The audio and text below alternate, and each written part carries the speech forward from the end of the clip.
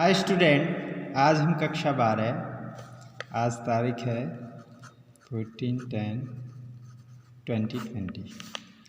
DNA replication क्या होता है? डीएनए रेप्लिकेशन का मतलब होता है कि अपनी स्वयं की कॉपी बना लेते हैं। ठीक है, स्वयं की कॉपी बना लेते हैं। तो it is defined as a process in which DNA makes a copy itself. इसका मतलब डीएनए स्वयं की कॉपी बना लेता है। तो क्रिक नामक वैज्ञानिक थे, इन्होंने 3 टाइप्स ऑफ रेप्लिकेशन दिए। पहला था semi conservative method, dispersive method and semi conservative method. इनके चित्र के द्वारा देखें तो क्रिक ने 3 प्रकार का सजेशन दिया। कंजर्वेटिव था, डिस्पर्सिव था और सेमी कंजर्वेटिव मेथड था कि इन तीनों में से एक कोई भी मेथड हो सकता है डीएनए रेप्लिकेशन का। तो कंजर्वेटिव मेथड को देखें यदि हम, तो डीएनए जो है उसमें देख रहे हैं जब उसकी चेन खुलती है तो इसमें क्या होता है, 1 पेरेंटल डीएनए बनता है और 1 न्यू डीएनए बनता है। ऐसे ही डिस्पर्सल में देखेंगे जब वो डीएनए टूटता है तो क्या बनता है, पेरेंटल एंड न्यू डीएनए जो मिक्स होते हैं। देखें इसमें ऐसा नहीं है, अलग अलग मिक्स हैं दोनों। और सेमी कंजर्वेटिव मेथड में देखेंगे तो एक स्ट्रैंड जो है पेरेंटल स्ट्रैंड और दूसरा जो स्ट्रैंड है वो कैसा है, न्यू स्ट्रैंड है। ठीक है, अगली कड़ी देखते हैं। तो सेमी कंजर्वेटिव मेथड जो है वो माना गया। ठीक है, इसको सिद्ध किसने किया? तो types of DNA replication with respect to cell. तो सेल्स प्रोकैरियोटिक और यूकैरियोटिक 2 प्रकार की होती हैं। प्रोकैरियोटिक मतलब पहले प्राचीनतम सेल्स, और ये यूकैरियोटिक्स आज जो हमारे मानव में भी यही प्रोकैरियोटिक सेल पाई जाती है। तो इसमें सर्कुलर डीएनए होता था, तो क्यू मॉडल होता है इसमें। ऐसे डीएनए सर्कुलाकार होता था तो क्यू जैसी शेप बनती है। और ये लीनियर जो हम में भी यही पाया जाता है, तो ये वाई शेप्ड होता है। इसमें डीएनए जो है ऐसे खुलता है, देखेंगे तो वाई शेप्ड बन जाता है। इसके बाद सेमी कंजर्वेटिव मेथड। तो 3 में से सेमी कंजर्वेटिव मेथड्स माना गया। ये दिया मिचेल्सन एंड स्टॉल ने सन 1958 में। तो इन्होंने प्रूव किया, तो मिचेल्सन एंड स्टॉल ने सन 1958 में प्रूव डीएनए रेप्लिकेशन इज जो सेमी कंजर्वेटिव टाइप। तो डीएनए जो सेमी कंजर्वेटिव होता है वो डीएनए में रेप्लिकेशन सेमी कंजर्वेटिव टाइप का होता है। Use heavy isotope of nitrogen. उसने हैवी आइसोटोप जो है नाइट्रोजन N15 को प्रयोग किया। हालांकि नॉर्मली N14 होता है, नॉर्मली N14 होता है, लेकिन उन्होंने 15 को प्रयोग किया। Use caesium chloride for his experiment. इसके लिए उन्होंने सीजियम क्लोराइड एक्सपेरिमेंट किया। इन्होंने एक स्टैंड लिया N15 को लिया, एक तरफ देखो N14 निकला, एक तरफ N14 और N15। तो इस प्रकार उन्होंने बताया कि 50% जो पेरेंटल डीएनए है, 50% पेरेंटल डीएनए देखेंगे। पेरेंटल परसेंट जो होता है 50% पेरेंटल होता है और 50% क्या होता है, न्यू स्ट्रैंड होता है। 50% न्यू। इसके बाद DNA replication take place in the nucleus of cell. DNA replication तो takes place in S phase of cell division. Synthesize phase बोलते हैं इस फेज को। Steps of DNA replication. Steps of DNA replication. तो eukaryotic cell में होता है ये, यूकैरियोटिक सेल में। स्टेप नंबर 1 है activation of all the nucleotides. Nucleotides में आते हैं DNTDS। इसमें देखेंगे DAMP होगा, DGMP होगा, DCMP होगा और DTMP होगा। इसमें उसने यूज किया ATP में भी फॉस्फोरिलेज एंजाइम प्रयोग किया और इसके प्रयोग से DATP बना। इसका बदल के M हट जाएगा, देखेंगे तो DGTP, M की जगह T आ जाएगा, DCTP और DTTP। तो ये अभी इनएक्टिव में थे, इनएक्टिव और यहाँ पे जाके एक्टिव हो गए ये ATP का प्रयोग करने पर। ठीक है, ATP का प्रयोग करके ये देखेंगे M की जगह पे T आ जाएगा। जब ATP फॉस्फोरिलेज एंजाइम का प्रयोग करेंगे तो ये वाली सिचुएशन आएगी। स्टेप सेकंड देखेंगे। स्टेप सेकंड, इसमें देखेंगे ओरिजिन ऑफ रेप्लिकेशन होगा, ओरिजिन ऑफ रेप्लिकेशन। तो इसमें देखेंगे विद रेस्पेक्ट टू सेल। तो क्या होगा, प्रोकैरियोटिक और यूकैरियोटिक। प्रोकैरियोटिक DNA और एक यूकैरियोटिक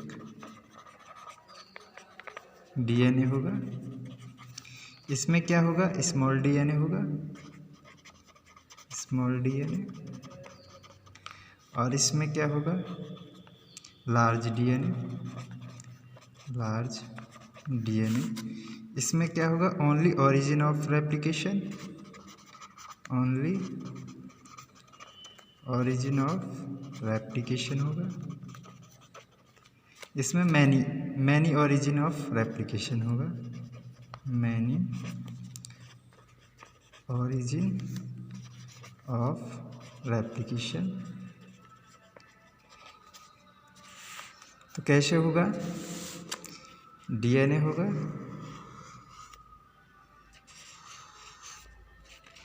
DNA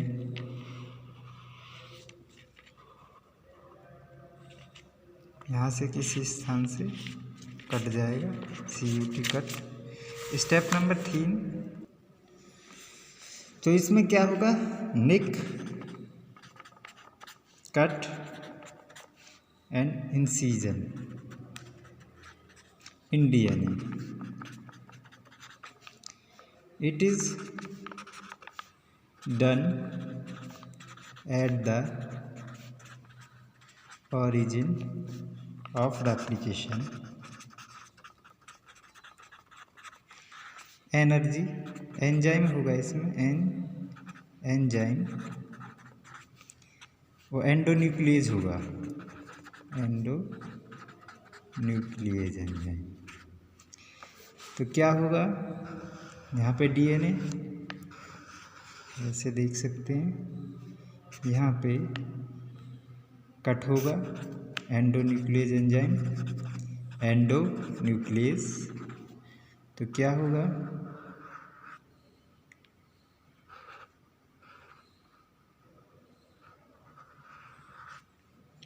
यहाँ पे ये निक। स्टेप नंबर 4, इसमें क्या होगा, अनवाइंडिंग या ऑफ DNA। तो इसमें क्या होगा, it is done by the help of enzyme, done by the help of enzyme. DNA helicase होगा, DNA हेलिकेज, या इसको बोल देंगे replication protein.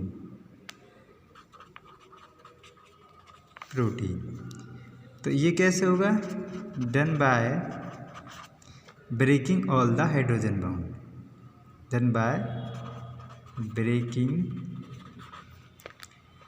of the hydrogen bond, मतलब हाइड्रोजन बॉन्ड को ब्रेक करेगा। कैसे? जैसे ए के मध्य में दो बंध होते हैं तो कम एनर्जी लगेगी, लेस एनर्जी, लेकिन सी और जी के मध्य कितने होते हैं? तीन बंध, तो मोर एनर्जी लगेगी, मोर एनर्जी। देखें चित्र के माध्यम से, तो यहाँ से कट था एक, यहाँ पे कट, तो DNA helicase, DNA helicase enzyme या रैप प्रोटीन, तो यहाँ पे क्या होगा? ये डीएनए चेन खुल जाएगी। अनबाइंडिंग का मतलब ये होता है डीएनए खुल जाएगी। नेक्स्ट 5 स्टेप में क्या होगा? The unbinded DNA might coil with each other SSBP single stranding binding protein, इसका नाम होता है सिंगल स्ट्रैंडेड बाइंडिंग प्रोटीन। इसमें क्या होगा? जब डीएनए चेन खुली हुई है अभी तक हमारे पास, तो एसएसबीपी सिंगल स्ट्रैंडेड प्रोटीन का प्रयोग करके इसमें क्या करेंगे? हम डीएनए चेन को ऐसे खोल देंगे। एसएसबीपी का प्रयोग करके makes DNA appear like Y standard हो गया, makes DNA appear like Y shaped replication. Stack shifts में क्या देखेंगे? Release of tension, release of tension due to unbinded of DNA due to unbinding the appear DNA can undergo tension।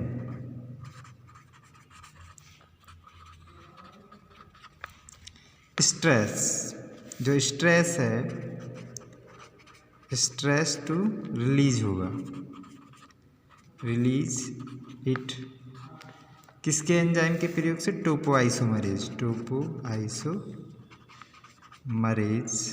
Enzyme होगा। तो देखेंगे यहाँ पे जो कॉइलिंग है ये बहुत ज़्यादा, देखेंगे ये ऐंठन जो है बहुत ज़्यादा हो जाएगी तो ये टूट जाएगा, इसलिए टूटे ना टोपोआइसोमरेज एंजाइम लेते हैं, टोपोआइसोमरेज, जिससे इसकी टेंशन रिलीज हो जाती है और क्या होता है? ये थोड़ी सी खुल जाती है चेन, टेंशन इसकी ख़त्म हो जाती है, तनाव, टेंशन रिलीज हो गई है, टेंशन रिलीज। तो इसको टोपोआइसोमरेज को क्या बोलते हैं? गाइरेज एंजाइम, डीएनए गाइरेज भी बोलते हैं इसको, डीएनए गाइरेज, और लिख देता हूँ इससे आपको। स्टेप नंबर अगला है formation of RNA primer, formation of RNA primer, MER। तो RNA primer is a small, RNA primer is a small by the help of enzyme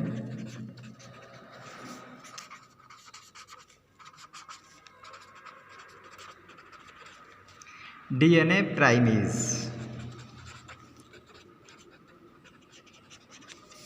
fragment of RNA, fragment of RNA synthesized, the only problem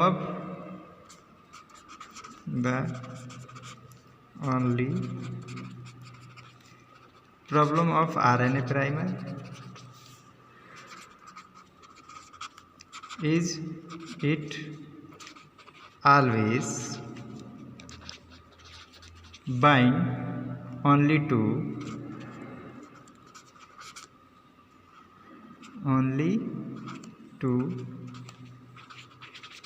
third primer of DNA। इसको देखेंगे, ये DNA का चित्र है जैसे, तो एक 3 प्राइमर होता है, एक 5 प्राइमर होता है, एक यहाँ 5 होगा तो यहाँ पे 3 प्राइमर होगा। इससे क्या लेंगे हम, RNA प्राइमर लेंगे, RNA प्राइमर। तो क्या होगा, DNA के ये जो हैं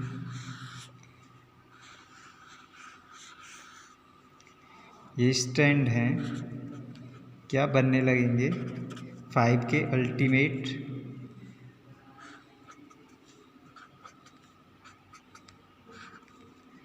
RNA प्राइमर, ये है RNA प्राइमर। लास्ट स्टेप है 8वां, synthesis of new DNA strand. It is brought by the help of DNA polymerase enzyme, polymerase enzyme लेंगे। DNA polymerase can add, DNA polymerase can add nucleotide only in 5 पे होगा और 3 primer direction पे होगा। अब DNA polymerase को देखेंगे,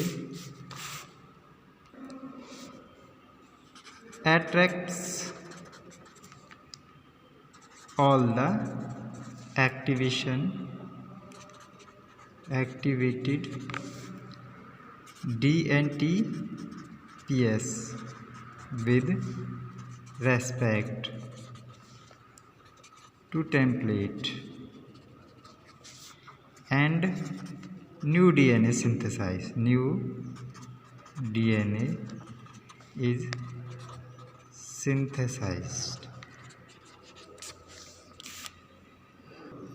एक बार चित्र को दोबारा से देख लेंगे। DNA देखो, DNA ये लिया, DNA को अनवाइंडिंग खोल दिया, ठीक है, खोलने को हेलिकेज एंजाइम, ये हेलिकेज एंजाइम है। फिर हमने SSBP प्रोटीन लिया, टेम्पलेट था, इसको बोलेंगे लैगिंग स्ट्रैंड और डिसकंटिन्यूस, क्योंकि देखो कंटिन्यूस नहीं आ रहा है, इसको बोलेंगे डिस्कंसेंट। और इसके जो टुकड़े हैं उनको बोलते हैं ओकाजाकी, फ्रैगमेंट्स बोलते हैं टुकड़ों को, ओकाजाकी।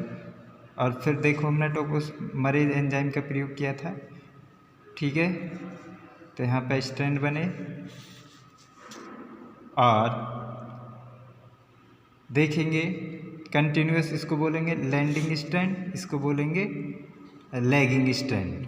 इसमें जो है क्या होगा, कंटिन्यूस होगा, कंटिन्यूस स्ट्रैंड होगा, और इसमें डिसकंटिन्यूस, क्योंकि देखो यहाँ से 5 से डायरेक्शन में सीधे सीधे बन रहा है और यहाँ टुकड़ों में बन रहा है, तो ये डिसकंटिन्यूस इसलिए होता है, ये डिसकंटिन्यूस। हेलिकेज देखो ये खोल रहा है, ठीक है। इसके बाद ये लैडिंग स्ट्रैंड ऐसा होता है, देखो ये जब खुल जाएगी, ये जो चैन है ऐसे कुंडली के आकार की, इसको जब हम खोलेंगे ऐंठन को तो ऐसी बनेगी, और ये लैडिंग स्ट्रैंड है। और इसको देखेंगे तो ये ओकाजाकी फ्रैगमेंट DNA लीनियर होता है, ये देखेंगे लैगिंग स्ट्रैंड होता है, जो हमने यहाँ दिखाया था लैगिंग स्ट्रैंड, और ये होता है कंटिन्यूस। इसमें देखो एक जो टूटा टूटा है लाइनेज एंजाइम। तो ये था डीएनए रेप्लिकेशन, 1 से 2 कॉपियों का बनना। तो थैंक्स फॉर वॉचिंग वीडियो, मिलते हैं नेक्स्ट वीडियो में, तब तक के लिए धन्यवाद।